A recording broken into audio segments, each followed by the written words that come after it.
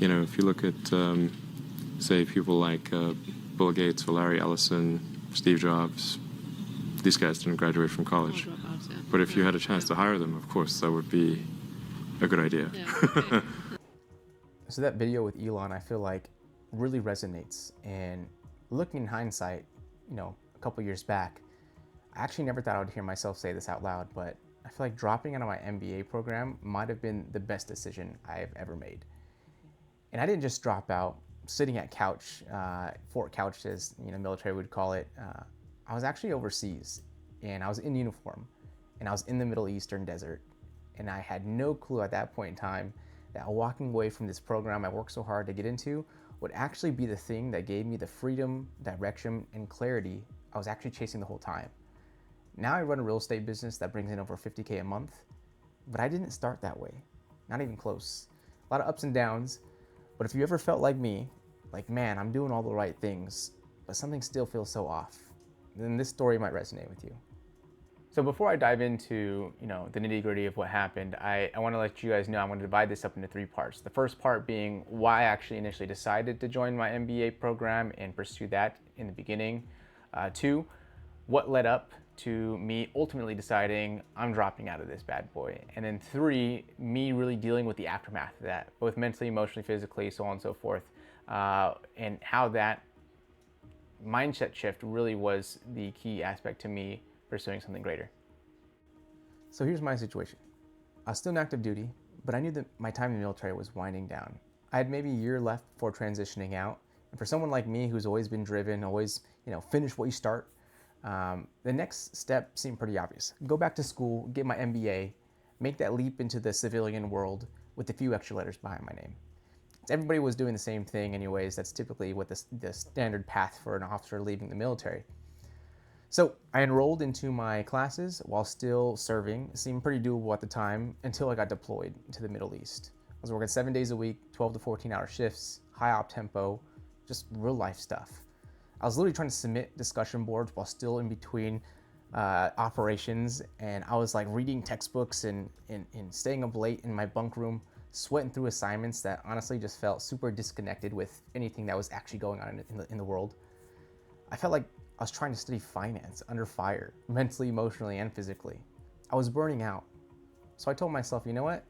Let's just pump the brakes. Just take a year is what I told myself. I'll get back into the things once things settle down a little bit. But check this out.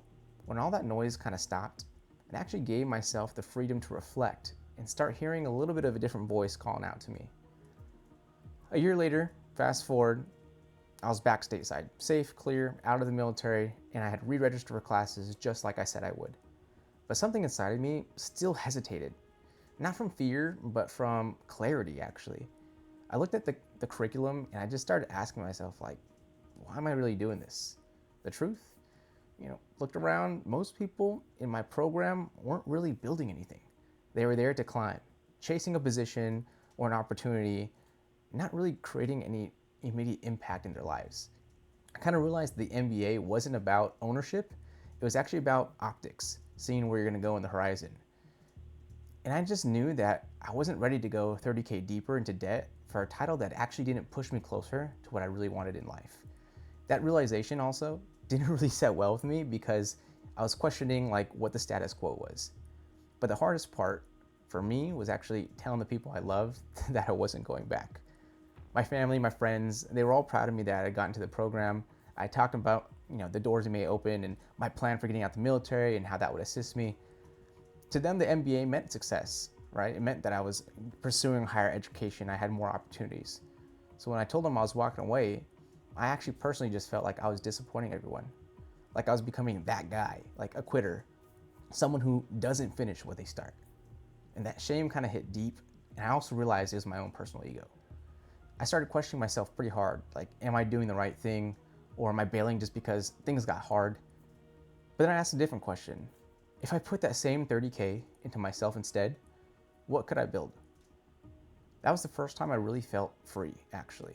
The mass of men lead quiet lives of desperation. That's a quote by Thoreau. And that quote sat pretty deep with me because I could feel what it meant. Staying in the program would have actually been pretty safe, but for me it felt fake.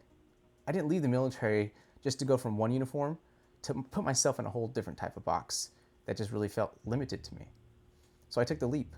I dropped out. No plan B, just one decision. I'm betting on me now. I started digging into real estate, something I was really passionate about. I didn't go back to school. I went to YouTube. I went to books, podcasts, local REI meetups. I treated learning like it was mission critical because at that time it really was. I found a business partner a year later and we made every mistake in the book. We got deals that flopped. We had ghosted by buyers and sellers. Had days where we wondered if we were just kind of kidding ourselves and we really just made the incorrect decision. But we kept showing up and piece by piece we figured it out. We built systems and brands and trusts with our network of people. And now we got a company doing $50K a month. Not bad for a couple dudes who just decide to learn by doing instead of waiting for permission. No student debt, no frame degree, just hard-earned results. And if we actually take a step back and look at school as it relates to business, I actually don't think school lends itself to being a good entrepreneur. I mean, the whole thing that my business partner and I did within our first year was learning from other people's mistakes, learning from our own mistakes, improving our processes to be able to get to the point where you can make 10, 15, 20, 30, 40, $50,000 a month. You can only do that by making it acceptable for you to fail. Well, what do we teach in college, right? Hey, your GPA shouldn't be falling beneath a certain threshold. If you fail a test, you have to redo the class because you're not going to get your degree. If you drop out of too many classes or fail too many classes, you might be put on academic probation. And meanwhile, you're losing money every single time you're doing this because the more classes you have to retake, the more times you have to repay for those classes. Whereas in the world of business, you might lose money from making a bad mistake, but you get the opportunity to learn from it and then make more money from it at the end, or teach other people how to learn from it in the end, right? And now you become a source of added knowledge to your community. So at the end, I really think that looking at my MBA, they could never have taught me anything that actually starting my own business from the value standpoint.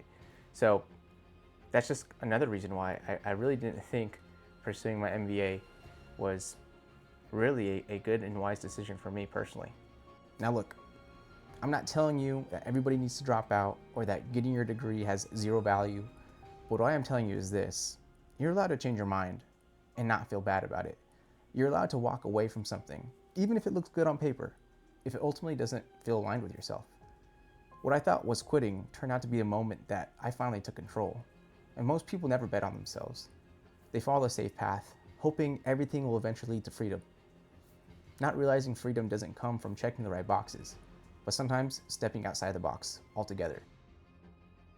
Look, you guys, if this video gave you some courage, or maybe, I don't know, you can resonate with some of the things I've talked about here today, I hope it's given you some ammunition to go and make some tough decisions. If you liked it, please leave a like or comment below. Like, what's something you're struggling with walking away from? What's some of the fears that are holding you back from really taking control of your own life? Let's talk about it. And remember, sometimes the quitters actually win. Catch you next time.